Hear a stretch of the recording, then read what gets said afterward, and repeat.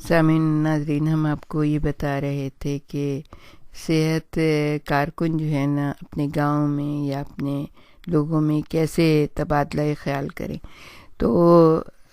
جیسے کہ ہم نے اور چیزیں آپ کے سامنے پیش کی تھیں کہ اسکول کے بچے کیسے اپنے گھر میں آ کے سکھائیں، یا مائیں کس طرح اپنے بچوں کی صحت کی حفاظت کرنے کے طریقے ڈھونڈیں.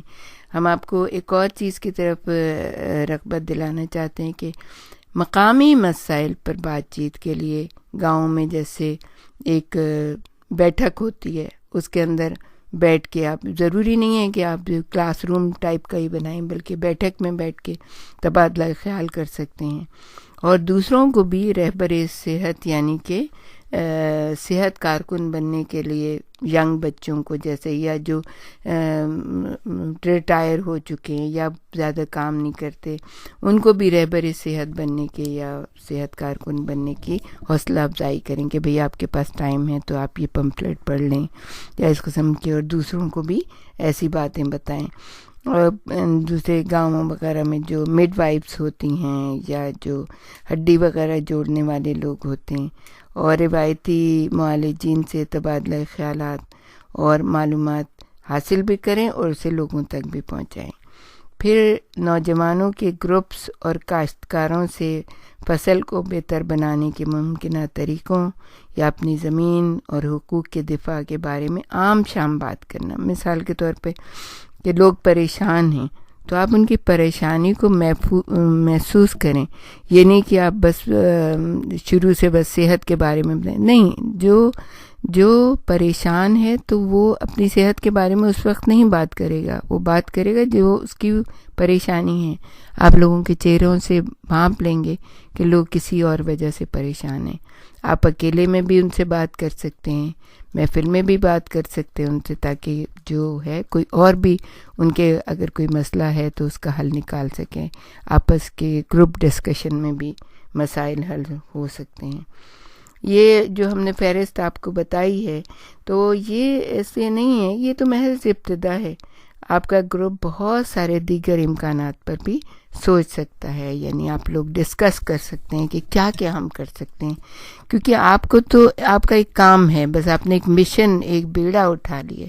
کہ کس طرح ہمیں غریبوں کی مدد کرنی چاہیے، کس طرح ہمیں لوگوں کو بیماریوں سے بچانا چاہیے، کس طرح ہمیں جو ہے نا ان کا جو ہے سیلف اسٹیم یا ان کی عزت نفس کو مجروح ہونے سے بچانا ہے، اور ان میں اپنے سے محبت پیدا کرنی ہے. دیکھیے، اگر کوئی شخص اپنے سے محبت کرے گا نا تو پھر آپ کا کام بہت آسان ہو جائے گا، اور یہ یقین رکھیے کہ آپ ہی کامیاب ہوں گے.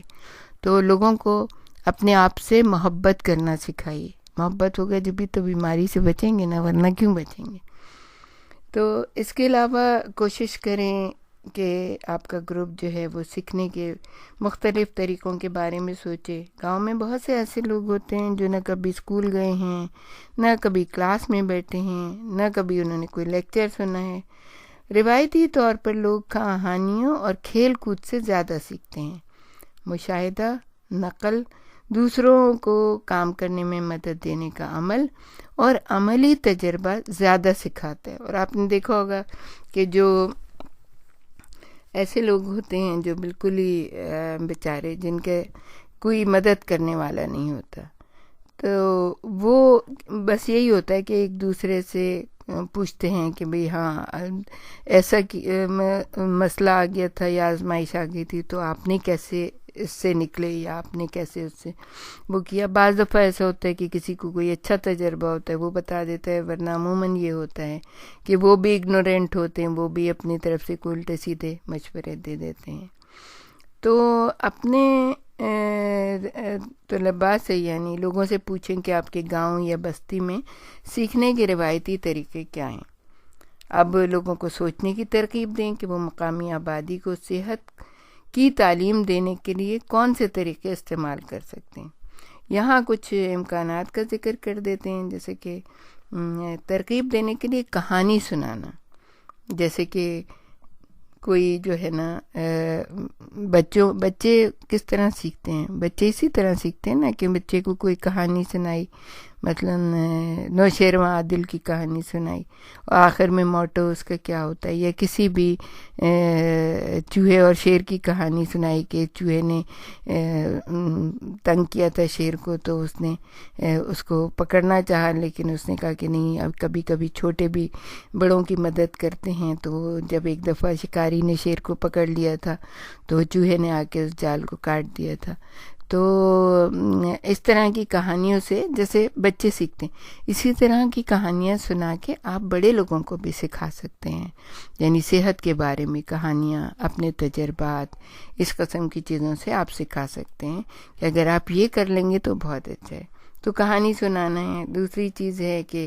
کوئی نظم بنا لیں کسی چیز کے بارے میں، جیسے عموماً طور پہ نظمیں ہوتی ہیں نا، چھوٹے بچوں کی نظمیں ہوتی ہیں، تو اس میں کوئی نہ کوئی اس کا نتیجہ ضرور ہوتا ہے۔ تو اسی طرح آپ کوئی نظم، صحت کے بارے میں کوئی نظم بنا لیں، کسی اچھا کوئی آپ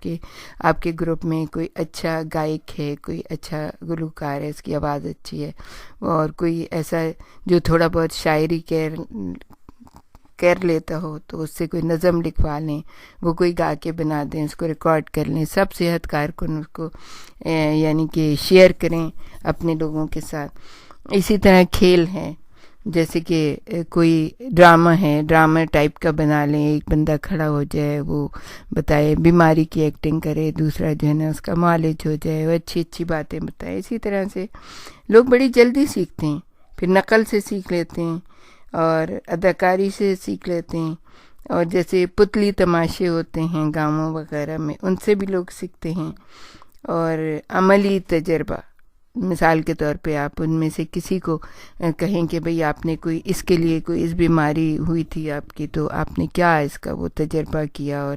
کہاں سے آپ کو صحت ہوئی اور کیا آپ نے وہ کیا۔ ویسے تو یہ ہوتا ہے کہ ہر ایک کی بیماری کی نوعیت مختلف ہوتی ہے، تو ہر ایک کا تجربہ تو وہ صحیح نہیں ہوتا، لیکن عام باتوں میں بھی اس سے کبھی کبھی بہتری کے حالات پیدا ہو جاتے ہیں۔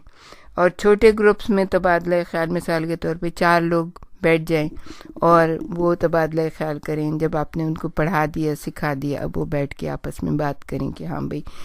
کون کون سی چیزیں قابل عمل ہیں۔ تو اس طرح کی کوشش کرتے ہیں اور غلطیوں سے سیکھیں اپنی، اور لوگوں کو بہتر سے بہتر کرنے کی کوشش کریں۔